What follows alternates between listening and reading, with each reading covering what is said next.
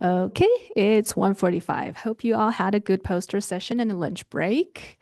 We're into the short afternoon session of Discs 2, where we'll have two speakers. So first up will be Naman Bajaj, where he'll be talking about the emergent paradigm of wind-driven disk evolution, insights from spatially resolved jets and winds from Class 2 disks with JWT. Okay, take it away. Awesome. Thanks for the introduction, Cicero. Can everyone hear me well in the back? Awesome. Um, Hello, everyone. Please allow me to pose a question. A very long time ago, we were told by Sir Isaac Newton that anything that goes around will keep going around until and unless an external force is applied onto the system. However, when we look back at these disks of dust and gas around very young stars, we find that the material in this disk is actually moving inwards towards the star, eventually falling onto the star. This process is called accretion, and it is a very fundamental characteristic of a protoplanetary disk. However, it raises a very important question, and that is, why does the material move inwards in the disk? That is, what drives accretion in these disks? Hi, I'm Naman Bajaj. I'm a fourth year graduate student here at LPL. And today I'll be talking about exactly this question and what we are learning about it with the James Webb Space Telescope. So, what drives accretion? One of the long-standing ideas is this idea of turbulence, where some material in the disk moves inwards, some other material moves outwards, so the angular momentum is conserved, and you have accretion in the disk. In this scenario, uh, the turbulence is mainly driven by the magnetorotational instability. I will not go into more details on this. However, what we've realized in the past decade or so is that the turbulence levels in the disk are quite low. They are lower, much lower than what is needed to explain the observed mass accretion rates. So this idea really isn't working, and we have to look for other options. And one growing idea is the idea of MHD disk winds, where you remove both the mass and the angular momentum vertically from the disk in the form of gaseous outflows. And this drives accretion in the disk. And simulations actually suggest that it is easy to drive these disk winds even with low magnetic fields, low disk magnetic fields. And we've also observed a few disk winds already before the launch of the JWST. However, we didn't really know how common they were and how they vary with different stellar and disk parameters. So to address this gap, we observed 4 edge-on disks with JWST need spec. Need spec is 1 to 5 micron, and we observe them in the IFU mode. So we get the spectra from 1 to 5 micron, and at every wavelength in the spectra, we have a corresponding image, which tells us what the emission looks like. And we observe edge-on disks. To put this in context, it is like looking at the solar system from the side. So these are called edge-on disks, and this gives us a better view of this outflowing gas because then our view is not contaminated by the disk emission itself. And I'll quickly jump onto the results itself. And what we saw with James Webb is pretty much what we expected to see, but probably even better. Here, I'm showing a composite image on the left, which has the disk continuum, that is the dust in the disk in red. It has in blue the atomic jet traced in the iron 2 line. So this is ionized, highly energetic, has high velocities, and is very narrow gas component. And around that, you can see this molecular hydrogen shell, which is hollow at the center, which is sort of covering the jet emission. And this is called the nested morphology, where one gas outflow is nested inside other, which itself is nested inside other. And this is a hallmark of MHD disk wind. And more importantly, we actually trace this emission back down to the disk midplane, and we find that they're launching from within 10 AU. And the only way you can explain this is with MHD disk winds. And we don't see this towards just one of our objects. We see it towards all 4 of them. And that's why it makes this results even more amazing. And while this is great, this suggests that MHD disk winds are probably common across different disks. One may ask that, are we biased towards the highest accretors? Because we went for 4 disks. We found MHD disk winds in all 4 of them, where we only knew a few of them before JWST. The only way to answer this question is to actually calculate the accretion rate towards these sources and compare with other stars that have similar mass. The problem with that, however, is that these are edge-on disks, and so you cannot really see the region where accretion itself is happening. You cannot even see the star for these disks. So we cannot use any direct tracer of accretion to measure the accretion rates. So we instead use the jets that we observe. We observe the jets not just in iron 2, but also in sulfur, in nitrogen, in carbon, in hydrogen. And we see more than 40 lines, all spatially resolved. So we calculate the jet mass loss rate from these emission lines, and we convert that to the mass accretion rate using an observed correlation between the two, which suggests that the mass accretion rate is essentially 10 times of this jet mass loss rate, the narrow central component, which is atomic.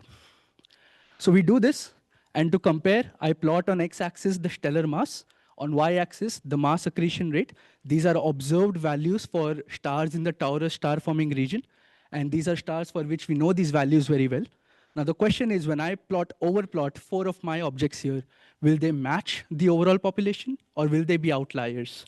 And what we find is that within this one order of magnitude uncertainty that we have on the accretion rate from the jets, even within that, they match very well with this general population of Taurus star forming region. This suggests that our 4 objects are not actually outliers. It's just the edge-on configuration and the advanced instruments of JWST are able to provide us with this view of disk winds, but they should actually be there. We should actually detect them towards most of these other stars as well. And this is very important in terms of planet formation. Here I'm showing 3 models. On the left is disk evolution driven by purely turbulence. On the right is pure disk wind, and in the middle is a mix of the two. And what I'm showing here is the evolution of surface density as a function of time as well as distance in these disks. And what you can see is that in the pure turbulence model, the surface density slope is pretty steep, which gets flattened out when you add the disk wind component, and it can even become positive when it's just the disk wind. And this slope directly affects how quickly your planet can migrate inwards, because in the pure turbulence case, where you have a steep negative slope, you will have a very quick inward migration, which will slow down once you add the disk wind. And it can even reverse. You can even have outward migration instead when you only have a pure disk wind driven accretion where the wind is actually strong. Today, most of our models are actually based on purely turbulence driven accretion. And I think this is high time, and these observations show very strong evidence that we have to move at least to the model in the middle, if not to the far right.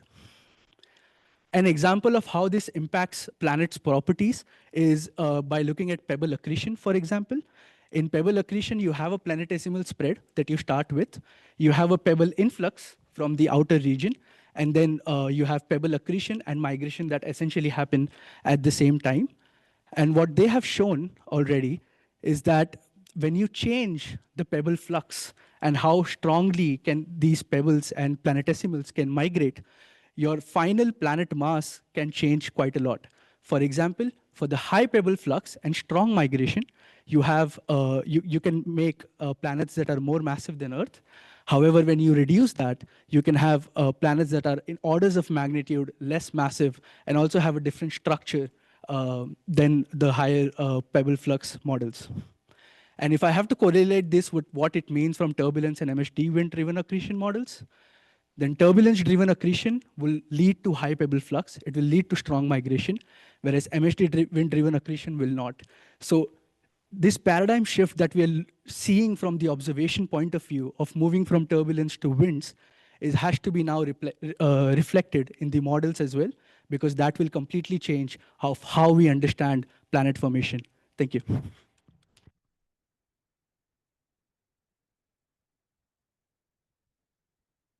Thank you. Questions?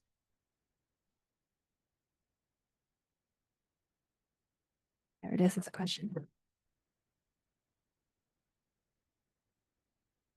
Hi, thanks for your talk. Johanna Teskey, Carnegie Science. So based on this idea, do you think you'll be able to test the prevalence or kind of ratio of these mechanisms from Roman microlensing results? I'm not sure how. So the prevalence between turbulence versus wind can be directly tested by observing the winds itself. So one thing that we've seen now is how common winds are. The second thing that we want to do, and we are doing right now, is also calculate how much mass they're carrying with them and compare with the accretion rate, because they are essentially driving accretion. And that should tell us how much of the accretion is being driven by the winds themselves. And I think the room that is left after that, I think, would probably be for turbulence. So that would be probably a better way to constrain how much of accretion is driven by which process. Okay, thanks.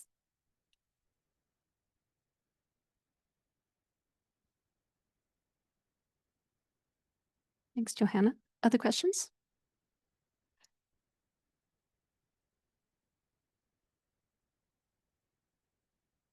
Can you exclude models where the jet is launched from sufficiently close to the star that it doesn't carry away that much angular momentum, and compared to models where it actually is coming from the disk and could conceivably carry away a lot of angular momentum? So from these observations, so the jet launch region, right? It can be either the very inner region of the disk from the stellar surface or from the inner disk, which is still less than 0.5 or 1 AU. With these observations, of course, we are not sensitive. We are not sensitive to that region. However, one thing what you can see here is when you have asymmetric jets and asymmetric winds, you have them at the same time on the same side of the disk. For example, in this, can you see this?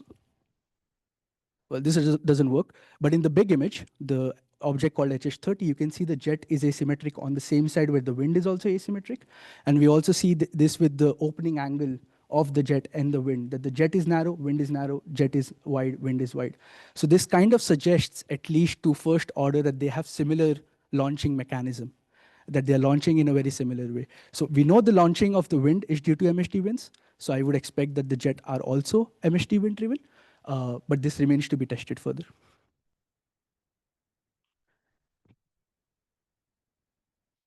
Okay, we have time for one more question, maybe a short one.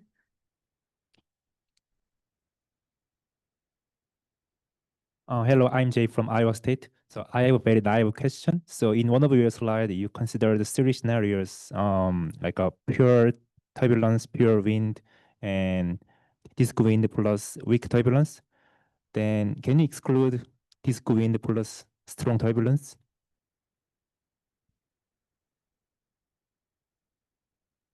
I think that will again come from knowing how much of the accretion is being driven by the winds itself. And that will, to an order of magnitude, constrain how much can be driven by turbulence.